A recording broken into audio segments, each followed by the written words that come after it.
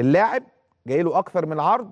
اخيرا كابتن مختار مدير التخطيط عرض اللاعب على كولر وعلى النادي الاهلي، واللاعب جاي له 4 عروض منهم عرض خارج مصر، والنادي الاهلي ممكن يخلص محمود جهاد، خصوصا ان محمد هاني اصيب هيغيب من 2 ل3، ممكن يعتمدوا على اكرم توفيق كباك رايت، ممكن يكون في احتياج لمحمود جهاد. خلال اسبوع بالظبط من دلوقتي هيتم تحديد مصير محمود جهاد رايح فين. قولا واحدا هيتم بيع محمود جهاد لاحد الانديه خلال اسبوع 10 ايام من دلوقتي.